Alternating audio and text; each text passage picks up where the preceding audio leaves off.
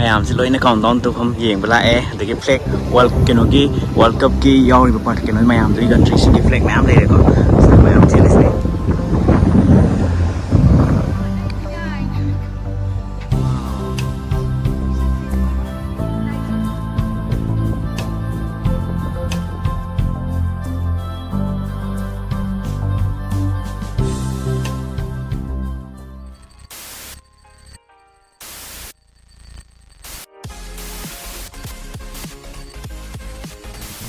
Hello ma'am, kamay to be ke ma'am na khorang ngai na river FIFA World Cup ko 2022 handaki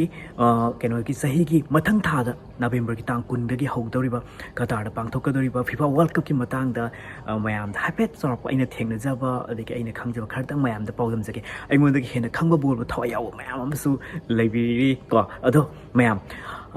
top mamang da tawgi triba mong da haitai ko Doha je Qatar sigi mafamse aina hek Europe aduki matik sai ai tare ko adu yam sabni no kamai tawi mathang tha dagi khara winter changak padagi khara ingthara agani aduna stadium je amukta tawgi ru mong dani ko stadium je fully air condition ko adumaina oi stadium nipan tongan ba city manga da pangthok ka dori ni world cup second je aduga haujuk phokeno ki wina good team kuntra ni thoi qualified oire aduga nipan group nipan keno thokna khaido aga mari thamaka adumai toraga thengnaraga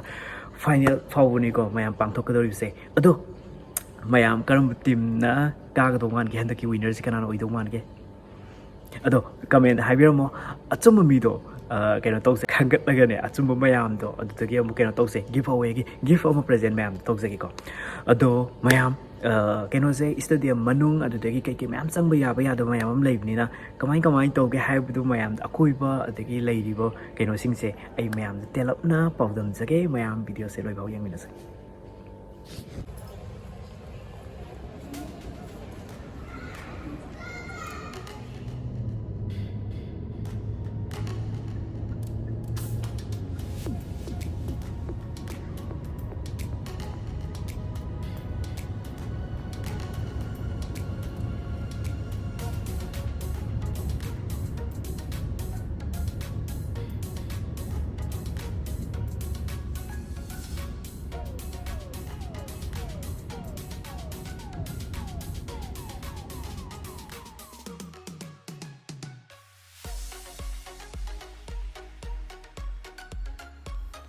mayam handaki mascot se sina lahif sina handaki world cup sigi moigi mascot ne aduga isai ai tare ko isai sina haya to sigi isai sina moigi official song oina lok thokre ko aduga ball sigi maming am thole ball sigi maming na al rahala handaki world cup Qatar na yumbu iduna pangthok ka dori base world cup ki history da middle east da pangthok pa se handaki sina khwaidagi ahan mine haitar mayam khangbiri badune Arab state singje koi ke tare moige monumental architecture same basaba building gumba kai do Dubai da kai da mayam phaja ba maming chat mayam khangbiri ado Qatar ju paisa pai ba apik pa country am oiba tana handaki world cup ki stadium singje adu ki matik yam phajana same tare stadium nipani manunda khwaidagi chawba ani suba stadium ni sigi opening match pangthok kadori stadium sina aduga sigi mafam je sigi stadium sina Qatar gi capital Doha dagi chawna kilometer kunthra ga manga chatlag leiba aduga stadium sigi seat capacity sina mi lising humfu ga humdo etare adumaina chan mafam ne aduga mayam sigi Lusail gi stadium World Cup ke final sanaba mai tare ko sigi stadium nipan ki manung da khwaidagi chaw stadium ne aduga sigi stadium sina world ki oina leiri stadium mayam sigi manung da khwaidagi chaw manga suba ko fifth largest stadium ne tare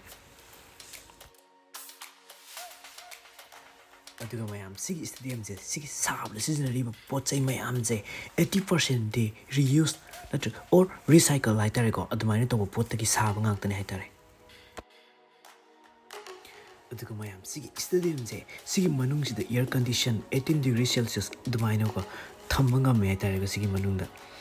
aduga keno singse power supply singse ayamana solar panel keno toro to bungang tane ko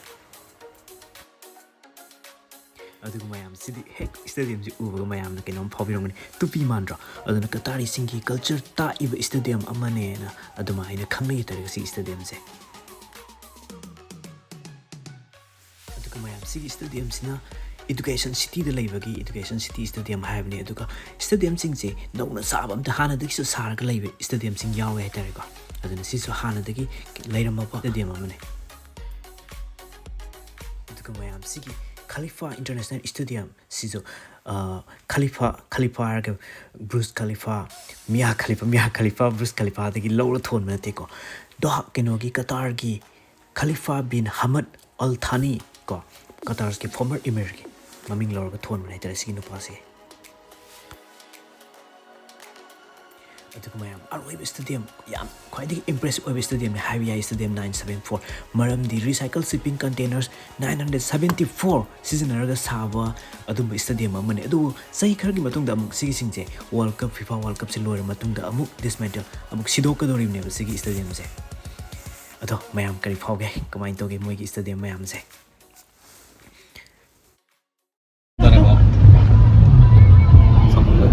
आने में हम जाते न कोई जाते हैं ओ आते हैं